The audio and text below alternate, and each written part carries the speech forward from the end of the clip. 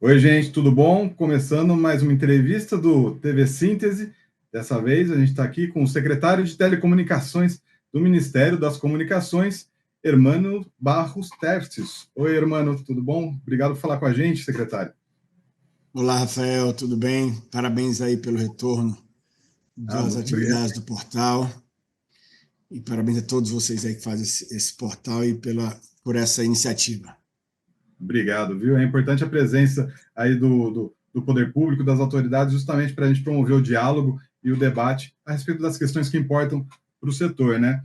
Eu vou te apresentar rapidinho aqui, você já é conhecido, bastante conhecido do setor, mas nunca é demais a gente mostrar aí todas as suas credenciais, né? O Hermano, ele é servidor de carreira da Agência Nacional de Telecomunicações desde 2005, onde ele ocupava o cargo de superintendente de fiscalização.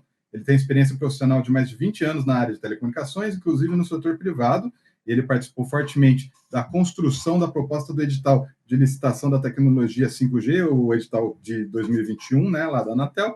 Ele é mestre em engenharia de telecomunicações pela Unicamp, onde também se formou em engenharia elétrica. Ele possui pós-graduação em regulação de telecomunicações pelo Instituto Nacional de Telecomunicações, o Inatel, e MBA em gerenciamento de projetos pela Fundação Getúlio Vargas.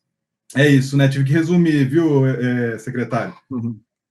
É isso aí, citou há um ano, né? 1 ano e 2 meses como secretário de Telecomunicações também. Perfeitamente. E vamos começar, então, justamente falando desse 1 ano e 2 meses, né? Então, 2024 praticamente inteiro, praticamente não, 2024 inteiro. Então, conta pra gente o que marcou o ano de 2024 aí na pasta, no trabalho da Secretaria de Telecomunicações e tentar já antecipar o que foi colocado como fundação que vai ser utilizado para 2025, para trazer as perspectivas ou entrega de projetos em 2025. Tá. Olha, acho que sem dúvida um ponto marcante do ano 2024 foi o ano que inaugurou a utilização dos recursos do FUSH, né, o Fundo de Universalização de Serviços de Telecomunicações. Então, depois de mais de 20 anos, o FUSH, de fato, foi utilizado pela primeira vez na história no ano passado. Na verdade, tinha no histórico, né, passado uma questãozinha bem pontual lá no passado, mas em 2024 agora nós conseguimos, primeiro, os primeiros projetos reembolsáveis junto com o BNDES. Final de 2023, o BNDES estava anunciando que tinha alguns projetos aprovados, mas nenhum contrato ainda assinado. Os contratos foram assinados em 2024, o dinheiro liberado, então foram 16 projetos, mais de 1,5 bilhão de reais já liberados para a construção aí de também mais de 5 mil quilômetros de fibra ótica em praticamente todos os estados do Brasil. Isso é uma fase, como falei, de assinatura de contrato e liberação de recursos. Claro que isso não está construído ainda totalmente, mas essa é a parte do reembolsável. E mais importante do que isso, né, foi a gente conseguir destravar as modalidades não reembolsáveis, tanto não reembolsável orçamento geral da União, que foi feito um edital pelo BNDES, mas que o Ministério, né, fez a minuta do edital, passou para o BNDES e deu todo o suporte, né, junto com a Anatel também, para a elaboração desse edital, que resultou em conexão de 1.400 escolas por esse edital do BNDES, e principalmente, né, o edital de renúncia fiscal do FUSH, a modalidade de renúncia fiscal, que a gente conseguiu uma demanda do setor há muito tempo, de colocar isso na lei. Isso estava lá, mas nunca tinha sido operacionalizado. Desde o final de 2020, 2021 teve uma atualização e, de fato, de lá para cá, nunca tinha sido conseguido destravar, tinha algumas questões ali que dificultavam, mas a gente precisou, inclusive, mudar o decreto presidencial, mudamos, conseguimos o apoio da Casa Civil, mudamos o decreto presidencial, isso no meados do ano passado. Em setembro, nós conseguimos fechar a minuta de um edital que não era simples, porque as próprias empresas que iam gastar o seu dinheiro não era um edital que vai ter um vencedor que precisa praticar aquele preço apenas o vencedor, né? Todas as empresas que iriam aderir ao edital precisavam praticar aquele preço, né? Que era um preço baixo que veio de outros editais ali, de outras concorrências. Então isso gerou um desafio, mas a gente conseguiu superar esses desafios, fazer o modelo. fizemos o edital, que também tinha muita dúvida dele se ele teria sucesso ou não, então conseguimos um edital que conectou mais de 15 mil escolas, né, que vai conectar, 15.400 escolas, para ser mais exato, com o deságio que a gente conseguiu também grande, que não era esperado, porque cada empresa tem seu saldo, ela não precisava oferecer deságio para tentar ganhar, né, o seu saldo, que é direito dela. Porque, assim, só para explicar, a renúncia fiscal do FUST, a empresa deixa de contribuir para o FUST, mas mediante uma contrapartida de atender o que a gente determina no edital, que esse ano foi conectividade de escolas. Então, foram desafios que a equipe aqui da secretaria, assim, trabalhou muito por isso, e a gente conseguiu. Em setembro lançar esse edital, em outubro já saiu o resultado, então, em um mês, os contratos foram assinados, e além desses 15.400, a gente já fechou agora o final do ano com mais de 5.800 escolas conectadas com rede externa, né? Mas ainda faltando rede interna, e agora, em fevereiro, a gente já passou de 1.500 escolas completas, com rede externa e com rede interna, né? Então, você deve ter visto lá que a EASA anunciou agora recentemente 1.000 escolas totalmente conectadas pela EASA, né? Fez 3 anos e conectou 1.000 escolas, mas no FUST a gente conseguiu já, de setembro, quando a gente abriu o edital para cá, já conectamos mais de 1.500 escolas completas, e isso ainda em fevereiro, esse número de fevereiro, né? Agora, final de março, nós vamos atualizar. Secretário, então, para ficar bem claro, a gente tem 2 iniciativas de conexão de escolas que são independentes entre si, né? Do Aprender Conectado, da EASA, que usa recursos do 5G, e essa daí dos recursos do FUST, né? Sim, sim. São mais de 2, na verdade, né, Rafael? Mas, assim, porque só dentro do recurso do FUST tem algumas modalidades, né? Como eu falei, tem pelo menos 2 modalidades, FUST, renúncia fiscal essa, e reembolsável, mas são essas 2 principais, você falou realmente, e são de fato, iniciativas independentes. Uma não depende nada da outra, não, tá? Profissional. Só claro que tem um controle, né? Que a gente faz aqui, o Ministério de Comunicações, o MEC, o próprio Natal também, das escolas, para que não tenha interseção, né? Isso sim.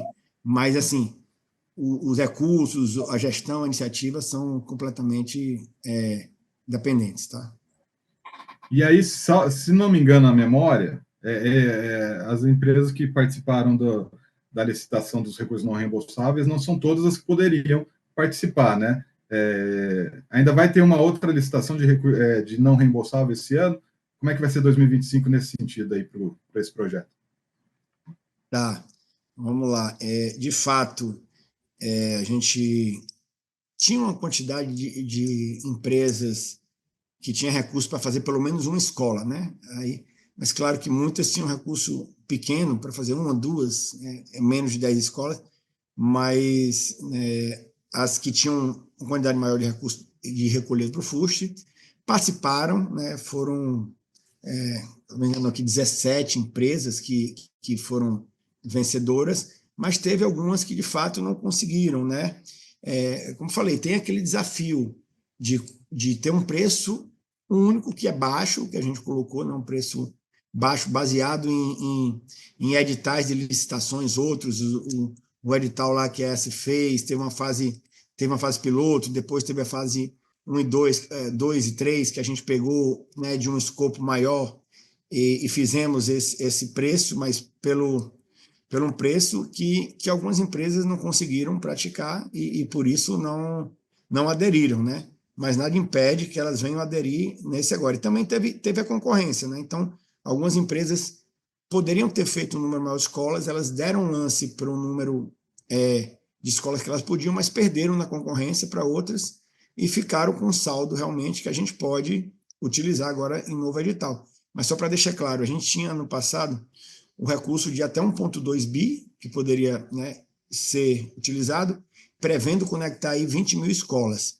A gente, em vez das 20 mil, a gente conseguiu contratar 15.400, tudo bem, mas com metade do recurso só, né, de 600 milhões, porque a gente teve um deságio significativo, conseguiu, né, promover concorrência nesse edital, apesar de a gente até nem esperar que a concorrência fosse tão grande pelas dificuldades, mas conseguimos, então temos recursos para fazer outros editais, né?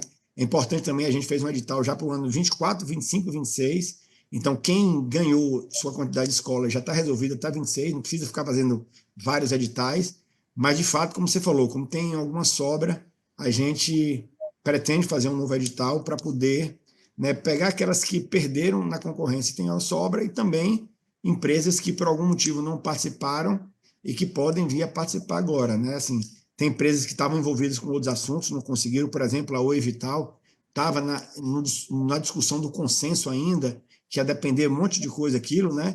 Agora que o consenso já foi firmado, ela, por exemplo, pode participar desse novo edital. Tá? Isso é um exemplo. Né? Tá, mas é que, se eu não me engano, a vigência atual do decreto da ordem a respeito do FUST, ela tem uma validade de 2026, não é? Esse ano ainda tem que sair Sim. algum leilão adicional sem falta, senão não dá para contemplar 2026, ou não? Vocês acham A que dá gente para... faz para esse ano ainda. A gente tem que fazer, a gente quer fazer esse ano para não perder recurso desse ano, porque quando passa o ano fiscal, o recurso não é gasto, é perdido, entendeu? Perdido assim, ele vai lá para o reembolsável, tal, mas perdido a modalidade ali, perde aquele recurso que é não reembolsável, que, né, que é a melhor modalidade, que a gente pode escolher o que fazer com o não reembolsável. O reembolsável é empréstimo, a empresa, né, tem que querer pegar dinheiro emprestado e pode, claro, já que ela vai pagar o recurso, ela escolheu o que vai fazer. Tá bom, Mas para fazer esse ano, sim, tá? A gente fazendo até o meio do ano, a gente consegue aproveitar o recurso integral de 2025. tá bom. E aí, o senhor E aí mencionou... tem outros, Sim. outros que você perguntou, de outras realizações, né? O Fuxi, eu falei, acho que é uma marca principal, né, que a gente conseguiu ano passado, mas tem outro que acho que era até mais importante falar com os outros, que isso do Fuxi já é muito falado, né? Uhum. Mas eu acho que outras realizações, respondendo agora a sua pergunta, acho que a gente pode citar aqui pelo menos três importantes. Queria falar do programa Internet Brasil, que é aquele programa que a gente aqui distribui chip gratuito para alunos da rede pública de ensino e que também estão inscritos no Cadastro Único do Governo Federal. Esse programa, nos primeiros 2 anos, foi um tempo de projeto piloto, tinha distribuído 10 mil chips em 2 anos, mas o piloto finalizou de maneira de sucesso, né? Então foram poucos chips, mas teve o mérito de fazer o piloto, os 2 primeiros anos, 2022 e 2023. E agora, em 2024, nós tínhamos uma meta de escalar nesse projeto para chegar até 100 mil chips em 2024 e conseguimos também fazendo alguns ajustes aí de gestão nesse fluxo, né, no processo. Em vez de fazer 100 mil chips, a gente conseguiu ano passado atingir a marca de 150 mil chips. Então, somando com os 10 mil dos 2 primeiros anos, né, chegou a mais de 160 mil alunos beneficiados em vários estados do país que recebem esse chip, né, não para usar na escola, inclusive está até proibido agora da escola, né, mas é bom esclarecer, em nenhum momento essa proibição da escola atrapalha o programa, porque esse programa é feito para a complementação do ensino da sala de aula em casa, né, para aqueles alunos que tenham uma pior, né, condição financeira de bancar um chip, que eles possam ter seu estudo em casa também, complementar o estudo da sala de aula, né, aprofundar o estudo de uma maneira também igual àqueles outros alunos que têm condição disso. Então, é um programa importante que chegou nessa marca de 150 mil chips só no ano 2024, com esse trabalho, né, que foi feito forte aqui na Secretaria, inclusive com esses ajustes de processo. Então, o programa Internet Brasil. Tá. Aí, seguindo, né, falando dos outros Pode, seguindo, realizações. eu só queria esclarecer uma coisa. Quem é que esses chips são conectados por quais operadoras? Por todas? Por alguma específica, o senhor lembra? Não, o que é que aconteceu? Foi feito um edital, né, licitação no passado, até já tinha sido feito. Houve vencedoras, tá? Só me engano, duas empresas, MVNOs, que venceram, tá? E aí, dependendo da região, do país, cada uma que atende, tá? Então, teve uma concorrência, teve participação de empresa também detentora de espectro, né, de rede, mas essas MVNOs venceram a licitação e estão aí fornecendo esses chips, né? E claro que Perfeito. utilizando rede de prestadores, tá bom? Então, esse Tá é o bom. Internet Brasil. Outro que vale a pena falar também, de forma importante, é o programa Computadores para a Inclusão. Esse é um programa também que nos orgulha muito. Eu costumo dizer que é a inclusão digital na veia. O programa tem 3 eixos. Pois é, acho que cada programa desse que a gente fala aqui, né, já dava quase uma entrevista. Vou tentar resumir, mas ele monta centro de recondicionamento de computadores para pegar computadores que recebe em doação de órgãos públicos e diversas entidades, recondiciona para doar um computador, em tese, assim, novo, né, mas recondicionado, para entidades públicas ou entidades privadas sem fins lucrativos, entidades que façam trabalho social, né? E isso é um eixo dele. O outro eixo é de treinamento, então ele faz também treinamento, prover treinamento, capacitação nessa parte mais específica de letramento digital. E o terceiro eixo é o descarte adequado dos resíduos, né? Que a gente sabe que o lixo eletrônico tem muitos metais pesados, gera muitos malefícios para o meio ambiente e para as pessoas se for descartado de forma incorreta. Então, ele retira os metais pesados, manda para reciclagem, faz todo esse trabalho aí. O que a gente conseguiu de número de 2024 foi um salto bem grande. Então, esse programa ele vai fazer 20 anos esse ano, 2025, tá? A gente provavelmente vai fazer até uma comemoração de 20 anos dele. Então, é um programa bem antigo, não foi criado agora, né, nessa gestão, mas o que a gente entendeu foi que, por ser um programa muito importante, em vez de acabar por exemplo, criar outro, ao contrário, a gente, né, reforçou esse projeto, a orientação do ministro Juscelino, bem clara para a gente reforçar, né, e a secretaria trabalhou muito para isso, e então esse programa, os 4 primeiros anos ele não tem estatísticas, tá? Mas 13 anos, até 2022, ele doou em média 2.620 computadores por ano, tá, Rafael? Como eu falei, é um programa muito interessante.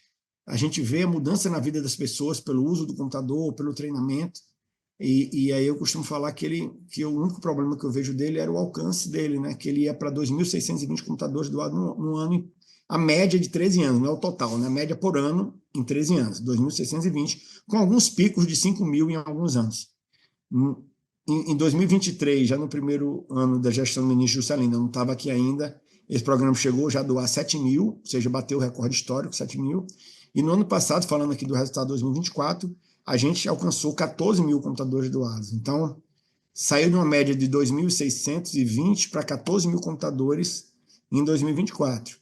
Ano passado também a gente conseguiu fazer o maior edital da história desse programa para expandir o centro de recondicionamento de computadores CR6 para todos os estados do Brasil. A gente tinha 18 inicialmente, passou para 20 e poucos, mas não tinha em todos os estados, faltavam aí uns 4, 5 estados. E agora a gente conseguiu, no ano passado, esse maior edital para todos os estados. E para esse ano a gente está... Não é muito bom, né, ficar fazendo promessa, mas esse ano a gente está planejado para superar esse número de 14.000 computadores, tá? E crescer ainda mais.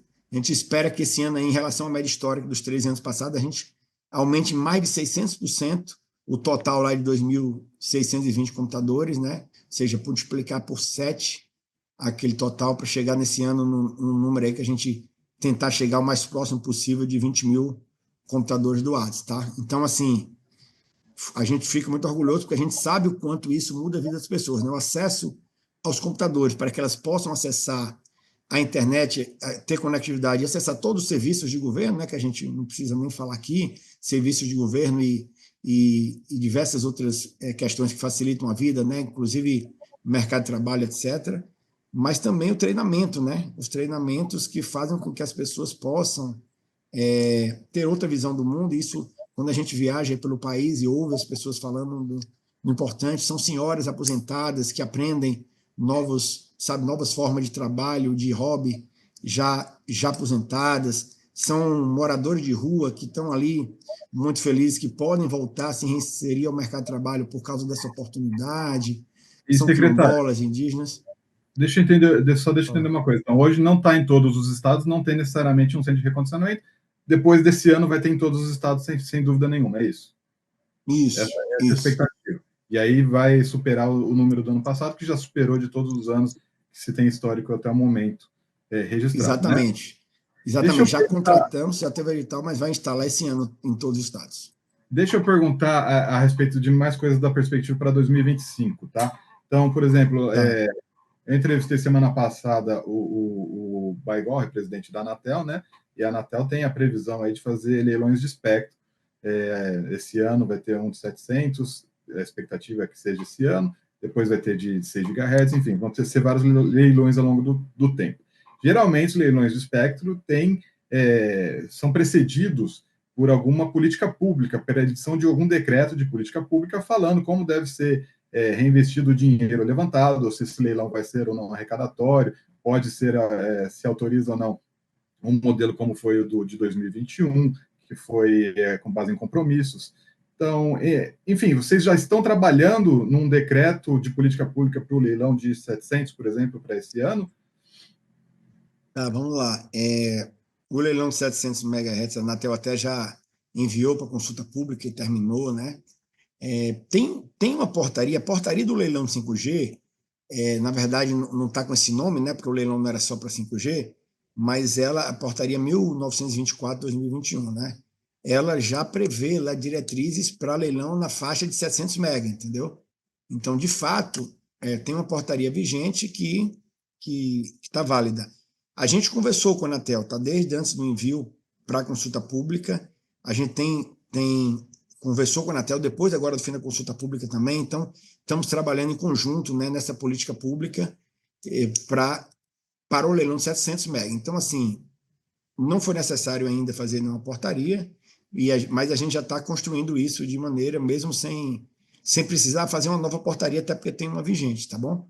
Mas, se for necessário, a gente faz, mas de toda forma, a gente está bem alinhado com a agência, os compromissos para esse leilão 700 MB, a prioridade, o ministro até já deu entrevista sobre isso, cobertura de estradas, a gente está tentando, sabendo também dos menores recursos, né? O presidente Baigorre falou com você também sobre isso, né? A previsão de serem recursos menores por causa da alta taxa de juros aí, que impacta isso. A gente está tentando conciliar localidades rurais com estradas, então fazer duas coisas ao mesmo tempo. Mas estamos construindo junto com a agência, tá? Sem, assim, talvez para Então, esses 700 mega não seja necessário, agora para os próximos a gente pretende sim para cada leilão fazer uma portaria, até para atualizar, né, para a política pública que esteja mais em voga naquele momento. perfeito. E, bom, tá bom. Outra discussão que está tendo ao longo desse ano, aí já mudando um pouco de água para o vinho, né? Mas diz respeito justamente à regulação de Big Techs no Brasil, né? É uma coisa que entrou muito na pauta, principalmente geopolítica. Teve uma mudança geopolítica recentemente com eleição lá nos Estados Unidos, e aí mudaram alguns critérios de ação digamos, de vigor na forma como os Estados Unidos defendem seus interesses. Mas, enfim, essa não é a questão. A questão é assim: o Ministério das Comunicações está de olho na relação das Big Techs com as redes brasileiras, com o mercado brasileiro de telecomunicações. Tem uma discussão a respeito do fair share, se eles devem ser regulados como usuários ou não, e isso é dentro do âmbito da Anatel, se tem algo que o Poder Executivo pode agir em termos na área de comunicações que envolva as Big Techs. Enfim, queria saber, para esse ano a gente pode esperar alguma conclusão, alguma medida vinda aí da parte do Ministério das Comunicações dirigida a Big Techs, a regulação das plataformas digitais, esse tipo de coisa? Tá bom, então vamos lá. Nossa visão é que o ecossistema digital, que é um mercado único e não tem como a gente mais separar, né? Empresas de telecomunicações, de empresas de internet, de fato, né, os serviços estão muito, né, intrinsecamente ligados, né? Então a gente entende que faz tudo parte do mesmo mercado, ecossistema digital, que a gente de fato tem que atuar, né, sobre os dois. Você citou aí essa discussão do fair share, a gente inclusive avalia que ela de alguma maneira criou um pouco de embate, né, entre esses dois tipos de empresa, telcos e plataformas digitais ou empresas de internet, mas a gente defende que precisa ter uma atuação o máximo conjunta possível. Claro que tem pautas divergentes, como tem dentro das próprias empresas de internet, das próprias empresas de telecomunicações, mas que elas possam atuar de forma conjunta em benefício do ecossistema digital, né, das pautas comuns. Então, a gente até, né, já falou isso, que não tem como elas andarem de forma separada. Até citei uma analogia no evento que eu tive aqui, da Aliança Internet Aberta, que asas de uma mesma ave não podem voar separadas, né? Eu usei essa analogia, mas no fundo é assim que a gente entende. Sobre essa discussão toda, de fato, tem uma discussão legislativa forte, né? Teve o PL 2630 lá que né, já há algum tempo foi discutido, mas que meio que parou, e agora recentemente tem o PL 4691 também sobre isso.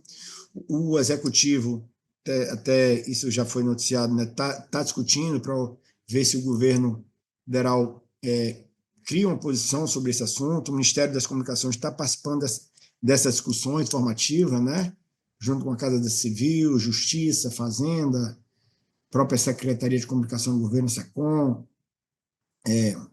AGU, CGU, mas é algo que tá no meio da discussão ainda, tá? Então, mas está sendo, sim, discutido, e a ideia é a gente conseguir chegar numa proposta e depois discutir como essa proposta vai conversar com as iniciativas legislativas, né? E claro que quem vai definir isso, né, é o nosso Congresso, mas a gente tem trabalhado aí tanto né, com essa definição do Poder Executivo, como algumas iniciativas, né, legislativas que nos procuram, às vezes, para a gente se posicionar sobre algumas delas.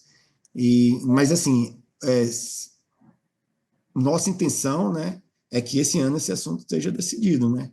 A gente sabe que essa discussão é forte no Congresso, mas que seja decidido e que, independentemente, claro, a decisão ainda vai ser tomada, mas o que a gente entende é que precisa ter uma regulação, e que seja uma regulação que equilibre, né, uma proteção que ela garanta a proteção de direitos, sobretudo, né, das crianças e adolescentes, e equilibre, claro, com a liberdade de expressão, para que a gente possa, né, chegar numa solução com esse equilíbrio, e que, claro, que continue fomentando aí o desenvolvimento tecnológico do setor, que nunca pode ser esquecido, né? A gente não pode ir para uma solução que venha a travar o desenvolvimento tecnológico. Mas tem plena discussão do Poder Executivo isso, mas a gente espera que em breve tenha uma definição, né? Pelo menos aqui do lado do Executivo. É um trabalho conjunto de vários órgãos aí do Poder Executivo, que vai desaguar em uma proposta legislativa para o Congresso apreciar. E aí é uma observação pessoal, mas eu tenho a impressão que aí as Big Techs têm uma capacidade de convencimento bastante grande ali no Congresso. Então, realmente, o setor de telecomunicações ou alguém assim vai ter que precisar também se mexer, digamos assim, a contento, né, para conseguir equilibrar um pouco essa disputa lá dentro, né? Mas eu não vou te colocar em saia justa, não quero essa sua opinião, não. Eu quero falar de outro assunto que está na pauta, recentemente ganhou bastante força, que diz respeito à segurança pública.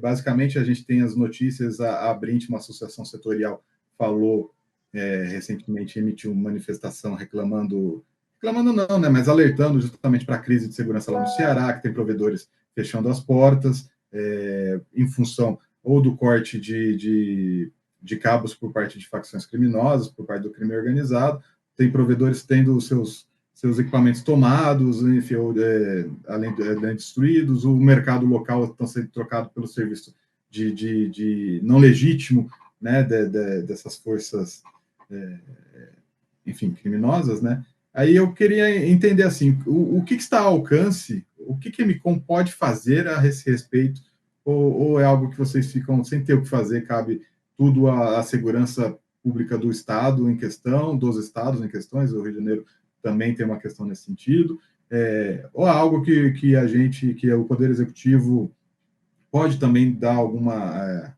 atenção, orientar de alguma forma uma solução para isso? Olha, Rafael, de fato, assim, a principal ação que pode ser feita nesse sentido com as forças de segurança, né, e que são majoritariamente estaduais, como você mesmo disse.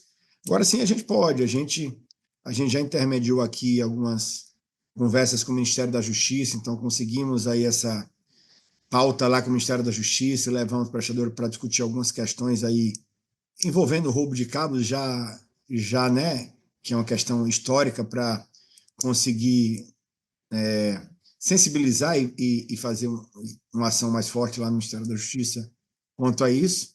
E tem uma questão, então, essas associações até chegaram a nos procurar e a gente conversou, eles ficaram de trazer um diagnóstico mais preciso sobre a situação, inclusive com alguns pontos que nós colocamos que a gente entende que são importantes, né, para a gente conseguir não só sensibilizar, como direcionar melhor que ações podem ser feitas, né, no âmbito federal, Ministério da Justiça, e a gente pretende, com esse documento, fazer um plano de combate, de fato, com outras ações. Tem ações, inclusive regulatórias, que a gente entende que pode haver aí algumas permissões, por exemplo, né, para bloqueios, alguns tipos de bloqueios de redes irregulares desse tipo, precisariam de alguns ajustes regulatórios ou de políticas públicas aqui, para a gente conseguir combater também usando tecnologia, né, além da parte toda, claro, da segurança pública,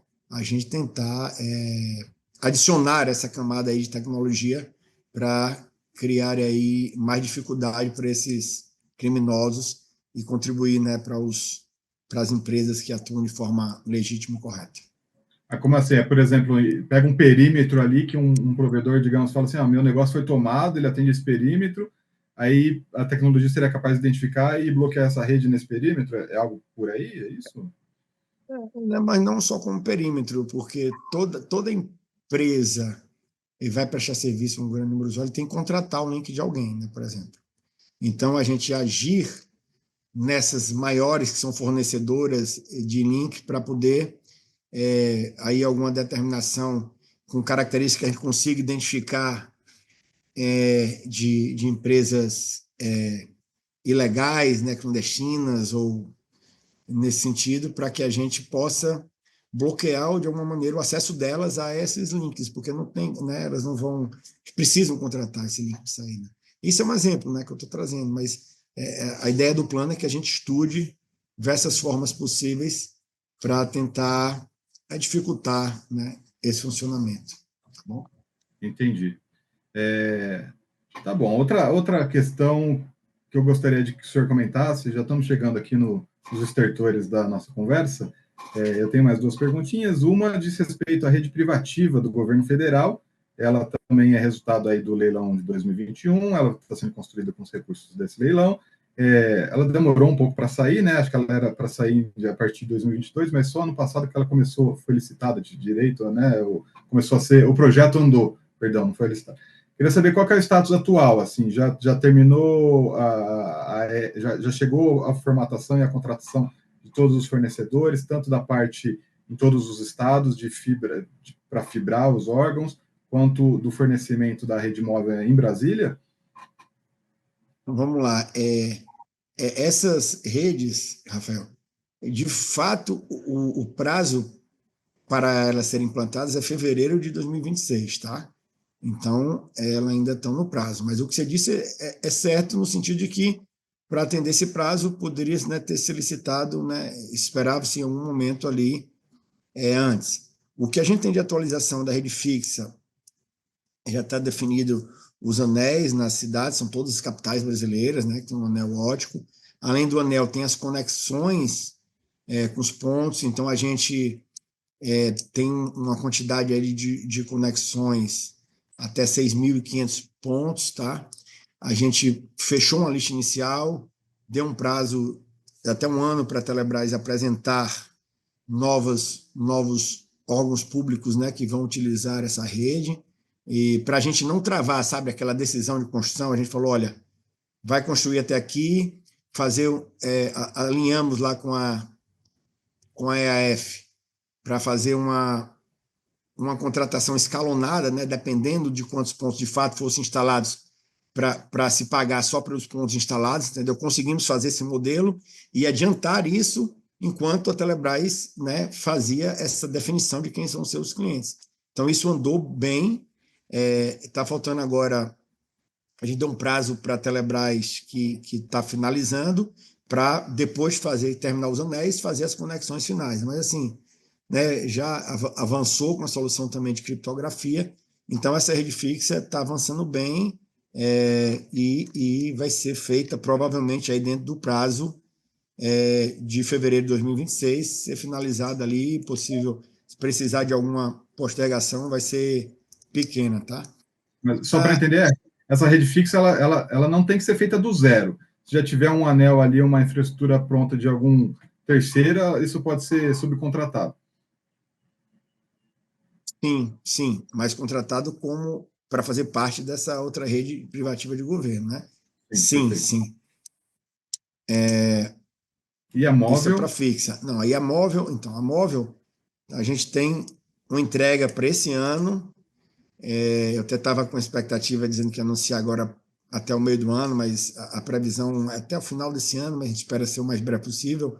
A gente dá um grande entrega, e você perguntou até do perspectiva para 2025, uma grande entrega nossa, que a móvel já foi aprovada, então o modelo no ano passado, nós conseguimos definir e liberar a EF para fazer as compras, né, da fase 1, que ela vai prover interoperabilidade dos sistemas existentes das forças de segurança pública, tá?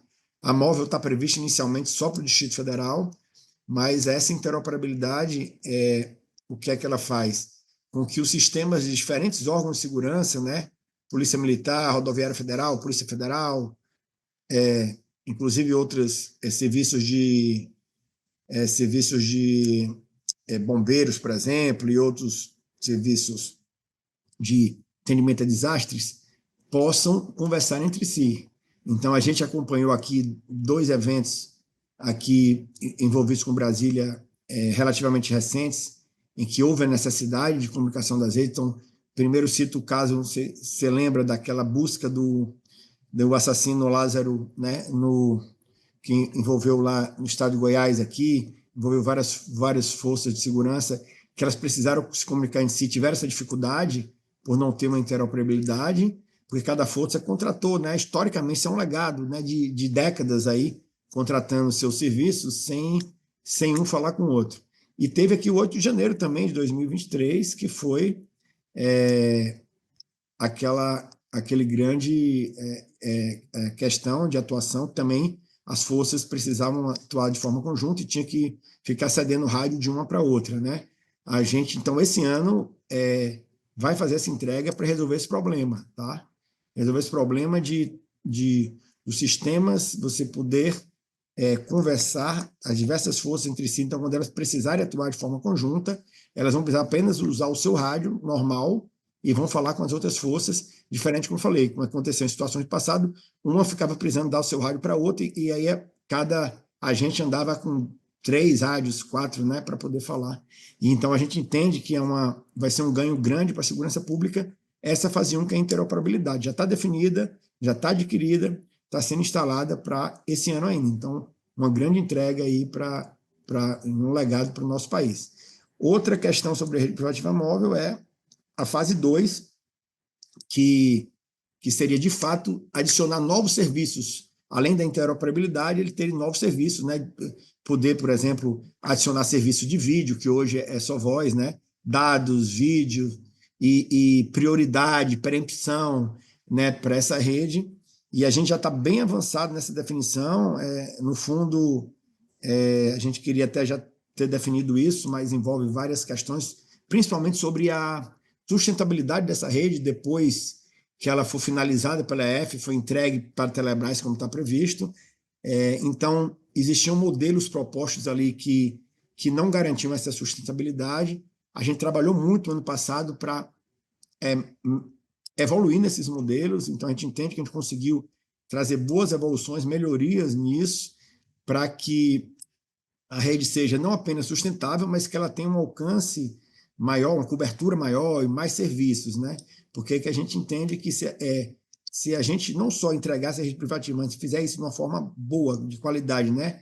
Bem feita, vai ser um legado também muito importante para o nosso país, para o futuro, né? Para as nossas forças de segurança e aí para toda a população. Então, a gente conseguiu avançar muito, agora fechando uma análise final aí de custos para, como eu falei, para garantir essa sustentabilidade futura, para que a Telebrás possa, né, garantir que está dentro e que a gente vai tocar, mas a gente espera aí, muito em breve, aí, finalizar isso para poder autorizar nesse modelo a EF prosseguir com a fase 2 aí, tá? Desses novos serviços. Esse semestre ainda, a gente finalizar isso e seguir com as contratações da fase 2, tá? Para eu tentar traduzir, então, aqui entender, só para explicar, então, para quem está vendo, o senhor me corrija se eu tiver compreendido errado, mas a construção dessa rede privativa móvel e o seu uso, ele é financiado pelos recursos do leilão 5G. Então, logo, depois que ela for construída e que esse prazo de uso desses recursos, que esses recursos acabarem para a manutenção dela durante um certo período de tempo, que eu não lembro exatamente quantos anos eram, acho que eram 2 anos depois dela construída, não lembro, se o senhor souber, eu agradeço. Aí depois disso tem que saber como que ela vai ser mantida, a manutenção dela vai ser feita, como ela vai se manter operacional, quem é que vai pagar essa conta, é isso? Exatamente, exatamente. Esse período de quanto tempo inicialmente vai ser com recursos, né, do leilão, por meio da EF, algo que pode até variar um pouquinho, mas de fato a EF vai ter que se finalizar em um momento na verdade, quando a rede começar a operar, ela já vai ser passada para a Telebrás fazer a operação dela, mas no início, inclusive enquanto vai captando os clientes, né? A manutenção é bancada pela EF, mas no momento, de fato, a EF se desliga totalmente e ela tem que ser sustentável, ou seja, o que ela tem de receita tem que pagar a sua manutenção, né? Mas ela não é E uma rede privativa, quem que é o cliente? Perdoe a ignorância. O cliente não vai ser sempre o governo, as forças de segurança? sim, sim, mas não existe Talvez obrigação só Brasília, das talvez forças de pudesse. segurança contratarem esse serviço, entendeu? Então, por exemplo, no modelo que se propunha inicialmente, precisava de uma quantidade de clientes mínimo para ter um custo razoável, porque o custo depende da quantidade de clientes, né? E a gente sabe que a quantidade de clientes vai também depender do custo, é uma coisa que puxa a outra, né? Mas estava se prevendo uma quantidade de clientes, de força de segurança mesmo, os clientes são, ou seja, órgão de governo, especificamente as forças de segurança pública ou de defesa civil, como citei aqui. Esses clientes não são obrigados a contratar, não existe nenhuma obrigação hoje, né? E que pese ter sido discutido aí a possibilidade de fazer um decreto, né, de governança, etc., mas isso não existe. Então, a gente precisa que a rede consiga ter um custo viável para que os órgãos contratem e com essa contratação ela possa se manter, ter uma quantidade, né, de clientes adequada para manter esse funcionamento da rede. Mas o modelo que a gente está avançando, a gente está tentando ser o mais independente possível da quantidade de clientes, entendeu? Ou seja, se o custo dessa rede for modular, de acordo com a quantidade de clientes, pode não ter tanto problema inicialmente em ter menos clientes, porque o custo vai ser menor né, e aí a conta fecha, entendeu? Isso que a gente evoluiu muito no ano passado e nesse ano também, para tentar chegar no modelo o mais modular possível, de maneira que essa rede seja sustentável e pare de pé depois que a AF, né, deixar de existir, inclusive. Tá, mas não tem o risco dessa rede ficar vazia no futuro, não, então. Esse modelo que vocês estão chegando vai garantir seu uso aí durante anos. Uma das questões aqui envolvidas também é a conversa e apresentação, discussão, ouvir também os órgãos de segurança para que a gente faça uma rede que eles são, de fato, vão ser os grandes não, e únicos, os clientes e usuários, né? Parte disso também é a gente partir já de vamos dizer, lista de clientes definida, mínima, né? Vamos dizer assim.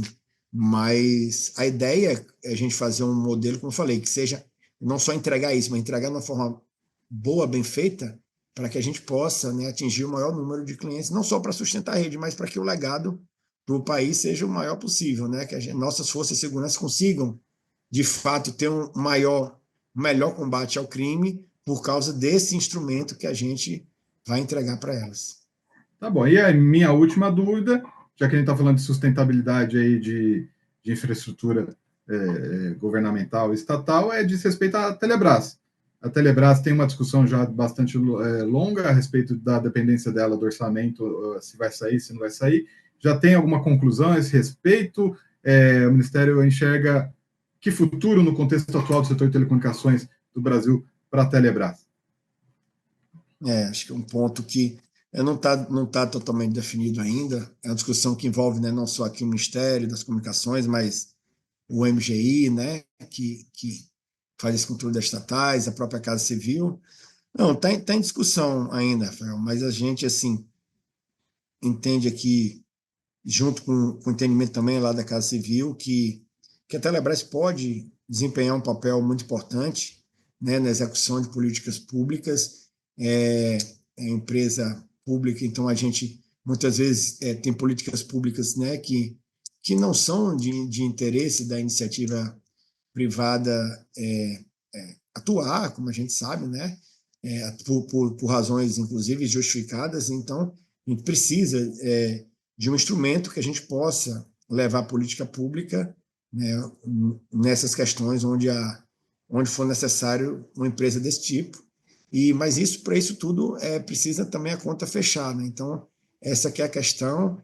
A Telebrás, ela saindo da dependência, tem algumas vantagens para ela poder usar recursos que ela tem, mas como ela não, às vezes ela não tem orçamento, tem recurso e não tem orçamento, isso é um problema, às vezes diferente do que existe normalmente, né? Que a gente pode ter orçamento e não ter recurso, ela tem recurso e não tem orçamento. Então, tirando a dependência do governo, ela conseguiria destravar essa questão, mas claro que ela não pode ir num caminho que depois precise retroceder, né? Então tem que fazer isso com planejamento.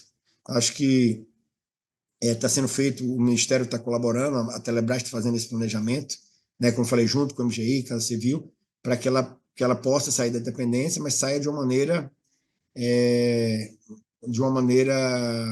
bem pensada e planejada, para que não precise ter, né, retrocessos no futuro quanto a isso. Mas está, sim, sendo pensados alguns instrumentos que possam garantir isso, e a gente espera também que isso evolua, tá?